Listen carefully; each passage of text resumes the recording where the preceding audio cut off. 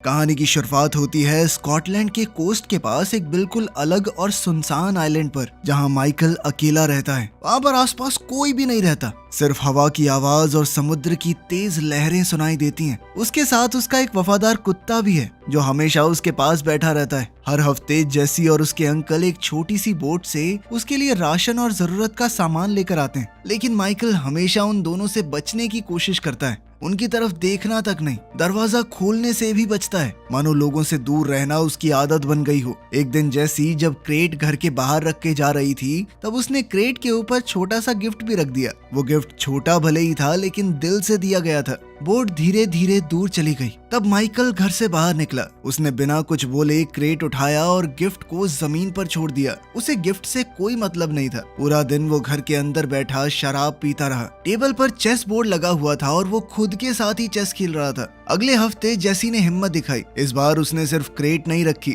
बल्कि दरवाजे पर नॉक भी किया। माइकल ने गुस्से में दरवाजा खोला, क्रेट को पकड़ा और तुरंत दरवाजा बंद करने लगा, लेकिन जेसी ने अपना पैर दरवाजे के बीच में अड़ा दिया। उसने फिर से वो तोहफा उसकी तरफ बढ़ाया और पूछा कि आप कभी हेलो क्यों नहीं बोलते? आप हमेशा हमसे दूर क्यों रहते हो? माइकल ने कोई जवाब नहीं दिया। उसने जेसी के पैर को जोर से हटाकर दरवाजा बंद कर दिया। जेसी ने जोर से कहा कि मैं तुमसे डरती नहीं हूँ। फिर वो वापस बोट की तरफ चली गई। गिफ्ट फिर से दरवाजे पर ही पड़ा रह गया। बोट पर उसके अंकल को मौसम का अलर्ट मिला। तेज तूफान आने वाला था। आसमान धीरे धीरे काला होने लगा। हवा तेज चलने लगी। समुद्र की लहरें अब बहुत ज्यादा खतरनाक हो गई थी। जेसी बड़ी मुश्किल से अपनी छोटी सी बोट में चढ़ी और उसे चलाने लगी, लेकिन लहरें इतनी तेज थी कि उसका चप्पू पानी में गिर गया। उसके अंकल ने चप्पू को पकड़ने की कोशिश की, लेकिन लहरों की वजह से उनकी बोट भी पूरी उलट गई। आइलैंड पर कुत्ता खिड़की के पास खड़ा होकर रोने जैसी आवाजें निकालने लगा। तब माइकल का ध्यान बाहर गया। उसने देखा कि समुद्र में कुछ गलत हो रहा है। वो तुरंत बाहर दौड़ा। भागते वक्त उसने गलती से गिफ्ट को लात मार दी।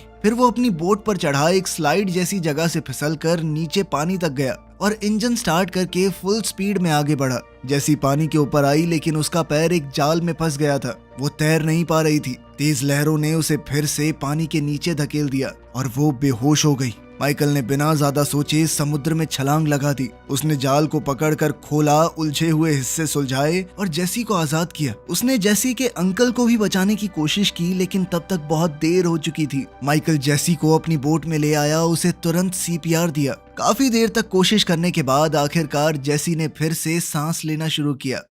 शाम को जेसी माइकल के बेड पर होश में आई। उसने आंखें खोलते ही अपने अंकल के बारे में पूछा। माइकल ने धीरे से सच बताया। ये सुनते ही जेसी रो पड़ी। पूरा दिन वो बेड पर ही लेटी रही। माइकल चुपचाप काउच पर सो गया। सुबह माइकल ने उसका एंकल चेक किया। वो सूजा हुआ था और जाल की वजह से कट भी पड़ गया था। जेसी ने पूछा कि तुमने पुलिस को कॉल क्यों नहीं किया? क्या किसी को पता भी है मैं यहाँ पर हूँ? माइकल ने बस इतना कहा कि आराम करो। जब माइकल पानी लेने गया, जेसी अचानक गुस्से में बोली कि मुझे इस आइलैंड से वापस अपने घर जाना है। उसने बताया कि मेरा परिवार मुझे ढूंढ रहा होगा, लेकिन माइकल जानता था कि लड़की की माँ मर चुकी है और उसका बाप तो उससे कभी मिला ही नहीं, तो कोई परिवार नहीं है तुम्हारा। माइकल बाहर गया तो जेसी ने बेड छोड़ा और उसके डेस्क में कुछ ढूंढने लगी। उसे वहाँ पर एक चाकू मिला। माइकल के कदमों की आवाज सुनकर वो जल्दी से बेड पर वापस आई और चाकू को पिल्लो के नीचे छुपा दिया। रात को जेसी को एक बुरा सपना आया। वो डरावनी आवाजें निकालने लगी। माइकल ने उसे चेक करने की कोशिश की और जैसे ही उसने जेसी को छुआ, वो झट से उठ गई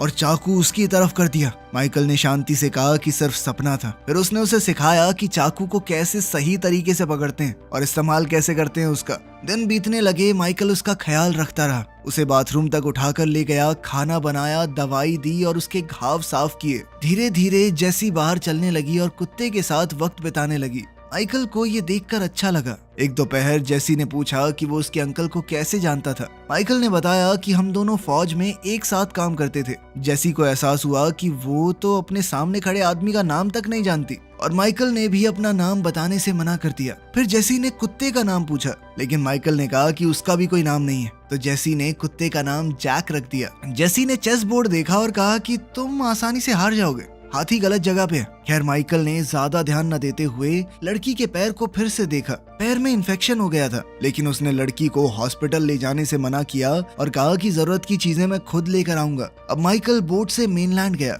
तब जेसी ने उसके डेस्क पर एक ड्राइंग देखी। उसने जेसी और जैक की तस्वीर बनाई थी। जब उसने ड्रॉअर खोला तो पता चला कि माइकल ने उसका दिया हुआ तोहफा खोला था। अंदर एक स्नो ग्लोब था जिसमें लाइट हाउस बना हुआ था, बिल्कुल आइलैंड वाले लाइट हाउस जैसा। उधर लंदन में एक गवर्नमेंट मीटिंग के दौरान मैनाफोर्ट नाम के एक आदमी को डांटा गया। उसने एक सर्वेलेंस प्रोग्राम चलाया था जिसका नाम है थिया। ये प्रोग्राम थिया यूके के हर फोन और कैमरा से डेटा कलेक्ट करता था। मैनाफोर्ट ने बताया कि हमने बहुत सारे हमले रोके हैं, इससे बहुत सारे टेररिस्टों को पकड़ा है। बाद में वो प्राइम मिनिस्टर से मिला। प्राइम मिनिस्टर ने रिकॉर्डिंग बंद की और एक डील की। प्राइम मिनिस्टर ने मैनाफोर्ट से कहा कि पब्लिक के सामने हम तुम्हें नौकरी से निकाल देंगे। प्राइम मिनिस्टर ने कहा, देखो तुमने काम ठीक किया है, लेकिन दुनिया नहीं चाहती कि जो उनके फोन और कैमरा देख रहे हैं वो सरकार भी देखे। पब्लिक के सामने तुम्हें नौकरी से निकाला जाएगा, तुम्हारी जगह रॉबर्टा लेगी, लेकिन सबकी नजरों से दूर तुम थिया प्रोग्राम को अब भी चलाते रहोगे। इसके लिए मैनाफोर्ट मान गया।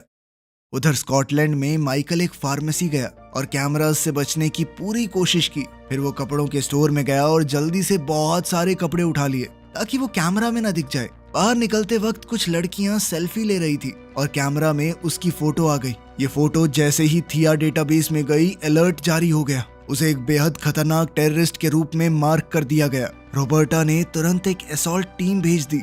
आइलैंड पर वापस जाकर माइकल ने जेसी के एंकल पर सही से पट्टियां बांधी, उसे कुछ दवाइयां दी और मिठाइयां भी। उसे कुछ कपड़े भी दिए जो बिल्कुल सही फिट आ गए। रात को खाना खाते वक्त माइकल ने बाहर एक आवाज सुनी। जब उसने दूरबीन से देखा तो एक बोट आइलैंड की तरफ आ रही थी। माइकल ने जेसी से कहा कि जल्दी से बाथरूम में खुद को बंद कर लो और आवाज मत करना, जिसके बाद जेसी चाकू लेकर बाथरूम में गई। माइकल भी एक ब्लेड लेकर बाहर गया। सोल्जर्स बोट से उतरकर घर की तरफ आए तो माइकल ने एक रस्सी काट दी। एक बड़ा सा पत्थर पहाड़ी से नीचे गिरा। अचानक एक नेट भी एक्टिवेट हो गया जिसने एक फौजी को पकड़ा और पानी में घसीट लिया। फिर माइकल ने एक बहुत तेज लाइट ऑन कर दी। फौजियों ने नाइट विजन गॉगल्स पहने हुए थे तो वो थोड़ी देर के लिए अंधे हो गए। उन्होंने अपनी आंखों से वो नाइट विजन गॉगल्स हटाए और गोलियां चलाई माइकल को भागता देखकर। एक फौजी उसका पीछा करता हुआ पहाड़ी पर चढ़ा। माइकल ने पीछे से लालटेन तोड़कर उसके सर पर दे मारी और फ्लेयर गन से गोली चलाकर उसके शरीर में आग लगा दी। दूसरा फौजी ऊपर आया तो माइकल ने चाकू से उस पर वार करके उसे नीचे धकेल दिया।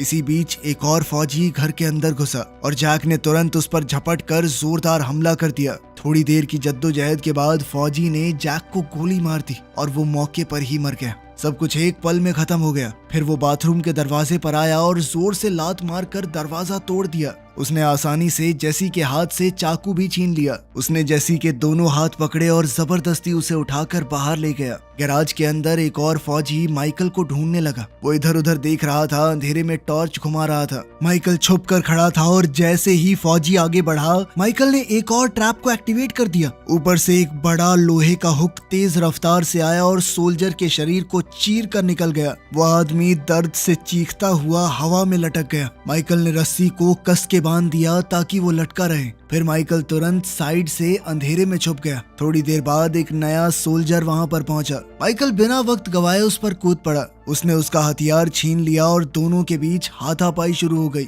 माइकल ने उस सोल्जर को 3 बार चाकू मारा, लेकिन फिर भी वो लड़ता रहा। वो बहुत ताकतवर था। आखिरकार माइकल ने पास में पड़ा हुआ एक चप्पू उठाया और उसके सर पर जोर से मारा, जिसके बाद वो फौजी लड़खड़ा कर नीचे गिर गया। माइकल ने चप्पू उसकी गर्दन पर जोर से दबा दिया जब तक उसकी सांस रुक नहीं गई। तभी अचानक से माइकल को जेसी की तेज चीख सुनाई दी। उसकी आवाज दर्द और डर से भरी हुई थी। माइकल ने तुरंत मरे हुए सोल्जर की गन उठाई और भागते हुए बाहर आया। उसने किडनैपर के पैरों पर गोली मारी ताकि वो गिर जाए। गोली लगते ही वो आदमी गिर गया। जेसी साइड में हट गई। अब माइकल को क्लियर शॉट मिला तो उसने आखिरी फौजी को भी खत्म कर दिया। नजदीक से देखने पर माइकल को पता चला कि एक फौजी के कपड़ों पर छोटा कैमरा लगा हुआ है। वो सब कुछ रिकॉर्ड कर रहा था। माइकल ने उसका पूरा इक्विपमेंट उठाया। फिर जेसी से कहा कि थोड़ी देर रुकना। माइकल घर के अंदर गया। वहां उसने जैक को जमीन पर पड़ा देखा। जैक बिल्कुल शांत था। माइकल उसके पास बैठा, उसके सर पर हाथ रखा और धीरे से माफी मांगी। मैं तुम्हें बचा नहीं पाया, उसके लिए सॉरी। फिर उसने किसी को फोन किया और धीरे से कहा कि मैं आ रहा हूँ और मेरे पास बैगेज है। कॉल खत्म होते ही उसने फोन की बैटरी निकाल दी ताकि कोई सिग्नल को ट्रेस न कर सके। फिर माइकल और जेसी सोल्जर की बोट पर बैठे और आइलैंड को छोड़ दिया। समुद्र में घप अंधेरा था, लेकिन दोनों वहां से निकल गए। कुछ ही वक्त में रॉबर्टा को पता चला कि उसकी टीम हार गई है। उसने तुरंत एक स्पेशल एजेंट को भेजने का ऑर्डर दिया। साथ ही अपनी टीम से कहा कि जेसी का बैकग्राउंड निकालो, पता करो वो कौन है। सुबह तक माइकल और जेसी स्कॉटलैंड पहुंच गए थे। जेसी ने देखा कि माइकल के कपड़ों पर खून लगा है और उसका जख्म खुल गया था। वो बोली कि तुम्हारा खून बह रहा है। माइकल ने शांत आवाज में कहा कि मैं ठीक हूँ, चिंता मत करो। दोनों शहर के बीच में चुपचाप घूमने लगे। उन्होंने कैमरा से बचने की कोशिश की और आखिरकार उन्हें गाड़ी दिखी जो इस्तेमाल की जा सकती है, लेकिन किसी और की गाड़ी है, चाबी तो नहीं है उनके पास। अब माइकल ने जेसी को बंदूक चलाना सिखाया। उसने कहा कि गार्ड बन के खड़ी रहना और ध्यान रखना। फिर वो सामने वाले घर के अंदर घुस गया। अंदर जाकर वो कार की चाबी ढूंढने लगा। तब एक छोटे बच्चे ने उसे देख लिया और डर गया। अचानक घर का मालिक दरवाजे पर आया और माइकल पर बंदूक तान दी। हालात खराब हो गए, लेकिन पीछे से जेसी ने हिम्मत दिखाई। उसने उस आदमी को मजबूर किया कि माइकल के घाव का इलाज करे।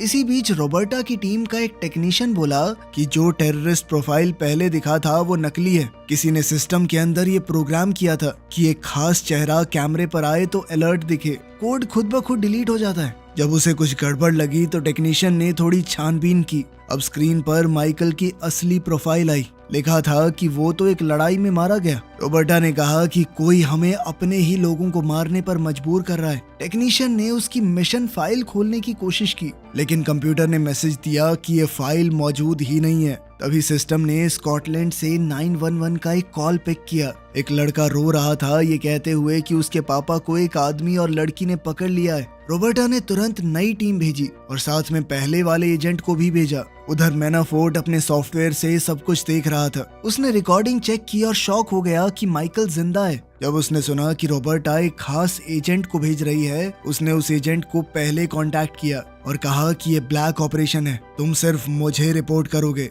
एजेंट वर्कमैन पहले से उसका वफादार है तो वो तुरंत मान गया। मैनाफोर्ट ने ऑर्डर दिया कि माइकल और जेसी दोनों को मार दो। घर के मालिक ने माइकल के घाव को बंद किया। वो वहां से निकलना चाहता था, लेकिन पुलिस ने बिल्डिंग को घेर लिया। ओनर के बेटे ने मान लिया कि मैंने ही पुलिस को फोन किया था। पुलिस को ऑर्डर था कि वो हमला ना करे, लेकिन जैसे ही ओनर दरवाजा खोलने भागा, वॉकमैन ने सीधा उसके सर में गोली दाग दी। माइकल ने सही वक्त पर लड़के को रोक लिया, वरना वो भी मारा जाता। वर्कमैन ने पुलिस की गाड़ियों पर लगातार गोलियां चलाकर उन्हें तोड़ दिया। वहीं माइकल और जेसी पीछे के दरवाजे से भागने लगे, लेकिन तभी दो पुलिस वाले सामने आ गए। माइकल अकेला दोनों से भिड़ गया और कुछ ही सेकंडों में दोनों को बेहोश कर दिया। तीसरा पुलिस वाला बाहर आया तो माइकल ने सीधा एक मुक्का मार के उसे भी गिरा दिया। उसने पुलिस वाले के हथियार भी उठा लिए। बाकी पुलिस वाले जब रोकने के लिए आए तो माइकल ने पेपर स्प्रे और टेजर से सबको गिरा दिया। आखिरी पुलिस वाले ने तो लड़ने की कोशिश भी नहीं की। माइकल ने उससे सीधा चाबी ले ली। अब दोनों पुलिस की गाड़ी में बैठकर भागने लगे। बाहर निकलते वक्त माइकल से कुछ गाड़ियां टकरा गई, लेकिन वो फिर भी बचकर निकल गया। रॉबर्टा कैमरास पर सब कुछ देख रही है। उसने वर्कमैन को कॉल करने की कोशिश की, लेकिन उसने अपने कम्युनिकेशन डिवाइस बंद कर दिए थे। वर्कमैन पुलिस कार का पीछा करने लगा। उसने अपनी गाड़ी से उनकी कार को टक्कर मारी। माइकल ने स्पीड बढ़ा दी तो वर्कमैन ने गोली चलाई। खिड़की तो टूट गई, लेकिन कोई घायल नहीं हुआ। फिर उसने 2-3 और टक्कर मारी। जंगल के रास्ते दोनों गाड़ियां चलती रही। माइकल ने अचानक से तेज मोड़ लिया ताकि दुश्मन कंफ्यूज हो जाए, लेकिन वर्कमैन भी तेज था। उसने तुरंत फॉलो किया और फिर से टक्कर मारी। वर्कमैन ने फिर गोली चलाई। माइकल ने गाड़ी को जिगजैग चलाकर बुलेट्स को मात दे दी। फिर वो धीरे धीरे चलने लगा। जैसे ही वर्कमैन आगे निकला, माइकल ने उसकी गाड़ी को जोर से साइड से मारा, जिससे गाड़ी पलट कर गिर पड़ी। माइकल ने ये पक्का किया कि उसकी गाड़ी रोड से बाहर हो जाए। फिर वो और जेसी वहां से निकल गए। कुछ मीलों बाद उन्हें एक कंस्ट्रक्शन साइट मिला। माइकल ने कहा कि अब गाड़ी बदलनी पड़ेगी। उधर जंगल में वर्कमैन अभी भी जिंदा है। वो धीरे धीरे रोड पर चलने लगा। तब एक पुलिस कार और एक आम आदमी की गाड़ी ने रोड ब्लॉक कर दिया। वर्कमैन ने तुरंत पुलिस ऑफिसर को गोली मारी और सिविलियन को मजबूर किया कि गाड़ी दे दे। ऑफिस में रॉबर्टा ने मैनाफोर्ट को कॉल किया और पूछा कि क्या तुम माइकल को जानते हो। मैनाफोर्ट ने बताया कि सालों पहले उसने एक सीक्रेट प्रोग्राम चलाया था जिसका नाम था ब्लैक काइट्स। ये बेहद खतरनाक एजेंट्स थे जो सीक्रेट मिशन करते थे बिना किसी गवर्नमेंट रिकॉर्ड के। माइकल उन्हीं एजेंट्स में से एक है और बहुत ज्यादा टैलेंटेड भी। एक दिन उसे एक दूसरे देश में इंटेलिजेंस ऑफिसर को मारने भेजा गया, लेकिन उसने अपनी रिपोर्ट झूठी लिखी और गायब हो गया। मैनाफोर्ट को शक था कि शायद माइकल दुश्मनों के साथ मिल गया था। उसने रॉबर्टा से कहा कि अपनी पूरी ताकत इस्तेमाल करो उसे रोकने के लिए। बाद में रॉबर्टा ने टेक्नीशियन से ब्लैक काइट सिस्टम को हैक करवाया। फाइलें खुलने लगी। उसने देखा कि माइकल ने एक ईरानियन साइंटिस्ट को भागने में मदद की थी। साइंटिस्ट ने उन्हें न्यूक्लियर प्रोग्राम की सारी जानकारी दे दी। ऑर्डर ये था कि उसे मार दो, लेकिन माइकल ने अपनी बात से फिरना सही नहीं समझा। जब रॉबर्टा फाइल्स पढ़ रही थी तो मैनाफोर्ट सिक्योरिटी कैमरास से उस पर भी नजर रखे हुए था। सब कुछ और ज्यादा खतरनाक हो गया था। कुछ समय बाद जेसी ने शांत आवाज में माइकल से पूछा कि क्या उसका कोई परिवार है। माइकल ने सीधा जवाब दिया कि नहीं, कोई परिवार नहीं है मेरा। उसने बताया कि मुझे बीवी और बच्चे नहीं चाहिए थे, क्योंकि अगर फैमिली होती तो चीजें और ज्यादा मुश्किलों भरी हो जाती। उसने समझाया कि उसकी जिंदगी पहले ही खतरनाक और उलझी हुई थी, और अगर बीवी और बच्चे होते तो जान का खतरा और बढ़ जाता। जेसी ने थोड़ा दुखी होकर बताया कि मुझे मुश्किलों भरी जिंदगी भी मंजूर होती अगर उसकी माँ और उसका मामा वापस मिल जाते। ये कहते हुए उसकी आंखों में आंसू थे। फिर उसने बैग से एक फोल्ड किया हुआ पेपर निकाला। वो जैक की ड्राइंग थी जो उसने खुद बनाई थी। उसने धीरे से कहा कि जैक तुम्हारा असली परिवार था। थोड़ी देर सफर करने के बाद दोनों अगले शहर पहुंच गए। वहां पहुंचकर दोनों ने अपने सिर झुका लिए और सीधा चलने लगे ताकि सिक्योरिटी कैमरास उनके चेहरे को रिकॉर्ड न कर सकें। वो हर तरफ देखकर चल रहे थे, लेकिन तभी एक कार वहां से गुजरी जिसके अंदर डैश कैम लगा हुआ था और उस कैमरे में उनका चेहरा कैप्चर हो गया। कुछ ही देर में मैनाफोर्ट को उनकी एग्जैक्ट लोकेशन का पता चल गया। मैनाफोर्ट ने वीडियो फुटेज को एडिट किया। उसने वीडियो में से माइकल और जेसी को गायब करवा दिया ताकि कोई भी उन्हें ना देख पाए। फिर उसने उनकी लोकेशन के कोऑर्डिनेट तुरंत वर्कमैन को भेज दिए। माइकल और जेसी एक लोकल चर्च के अंदर गए, जहां माइकल अपने पुराने दोस्त आर्थर से मिला। आर्थर ने बिना सवाल किए उन्हें अपनी कार में बैठाया और जंगल के बीच अपने घर ले गया। घर शहर से दूर पेड़ों के बीच शांत जगह पर था। किचन में जेसी ने कुछ अजीब सी दवाइयां देखी। बॉटल्स और स्ट्रिप्स देखकर उसे लगा कि ये सीरियस बीमारी की दवा है। इधर आर्थर ने माइकल को बताया कि जब वो गवर्नमेंट की जॉब छोड़ रहा था तब उसने थिया सिस्टम बनाने में मदद की थी। उसके पास अभी भी सॉफ्टवेयर की एक कॉपी पड़ी है। जब माइकल गायब हुआ था तो आर्थर ने सिस्टम से उसकी फोटो हटाकर किसी रैंडम आदमी की फोटो लगा दी थी ताकि वो अपने दोस्त को बचा सके, लेकिन बाद में मैनाफोर्ट ने उसे टेररिस्ट ही बना दिया। माइकल ने आर्थर से कहा कि वो जेसी का ख्याल रखे जब तक वो बाहर जाकर लड़ाई खत्म करेगा। आर्थर ने दुखी होकर मना कर दिया। तब जेसी ने बीच में बोल दिया कि आर्थर को कैंसर है। उसे ये इसलिए पता चला क्योंकि आर्थर भी वही दवाई ले रहा है जो उसकी माँ ने मरने से पहले ली थी। जेसी को लगा कि माइकल उसे छोड़ना चाहता है। उसने कहा कि मैं किसी पर बोझ नहीं बनना चाहती, मैं चुपचाप चली जाऊंगी यहाँ से। वहीं आर्थर बताने लगा कि मेरे पास सिर्फ कुछ ही महीने बचे हैं। ये सुनकर माइकल ने एक पुराने ट्रैफिकर का एड्रेस पूछा जिसे वो लोग पहले जानते थे। आर्थर ने मना किया और कहा कि वो आदमी बहुत खतरनाक है, लेकिन माइकल ने कहा कि मेरे पास दूसरा कोई ऑप्शन भी नहीं है। जब वो निकलने वाले थे तो किसी ने दरवाजा खटखटाया। बाहर वर्कमैन खड़ा था। उसने बिना देर किए गोलियां चलानी शुरू कर दी। माइकल तुरंत फर्नीचर के पीछे छुप गया।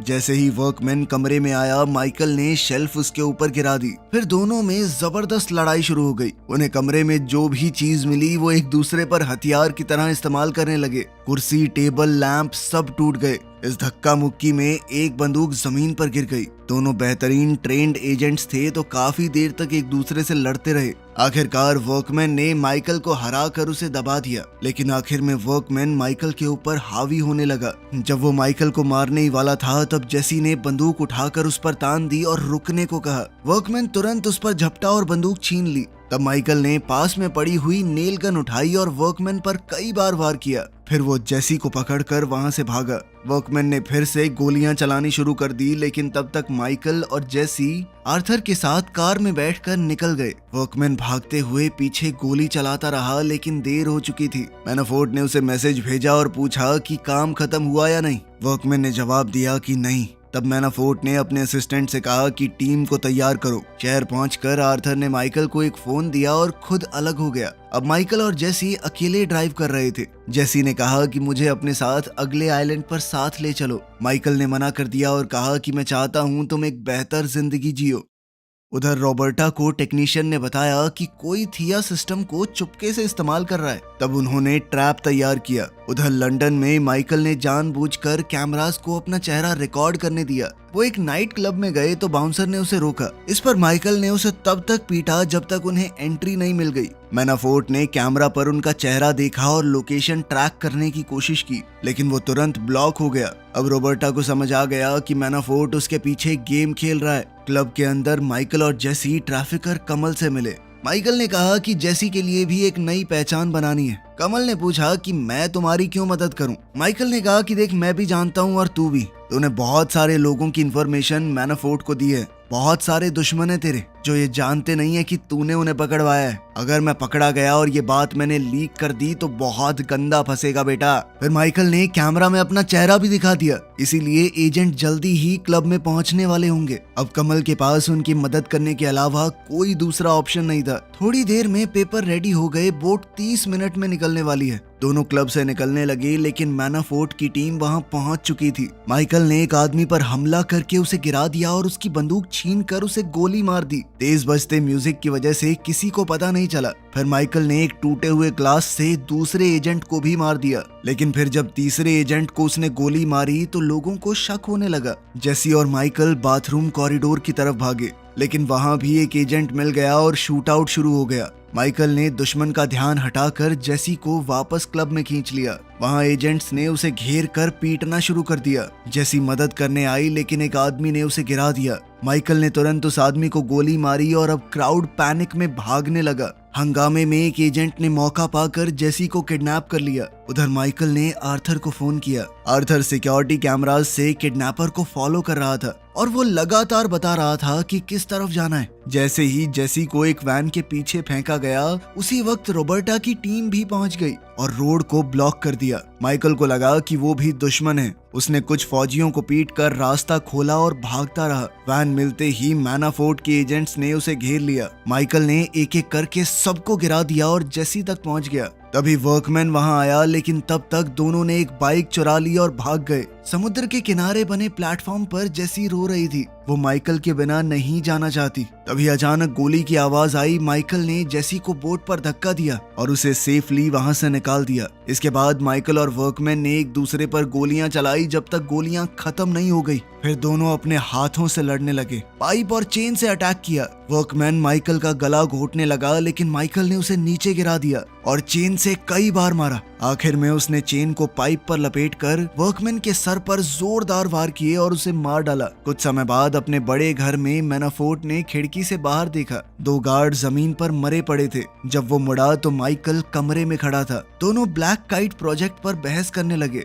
आखिर में माइकल ने सीधी गोली उसके सर में दाग दी। 3 महीने बाद स्पेन में जेसी एक नई जिंदगी शुरू कर चुकी थी। रॉबर्टा और उसकी टीम उसे दूर से देख रही थी, इस उम्मीद में कि कभी तो माइकल वापस आएगा। जेसी एक कैफे में बैठकर किताब पढ़ रही थी। तब कैमरा थोड़ा हिल गया और रॉबर्टा जेसी को देख नहीं पा रही थी। वेट्रेस ने एक बैग लाकर जेसी को दिया और अंदर एक चेस का पीस था। रोड के उस पार माइकल था जो आखिरकार उसे लेने आया था। वीडियो पसंद आई तो लाइक कर देना, चैनल को सब्सक्राइब कर लेना। मिलते हैं अगली वीडियो में।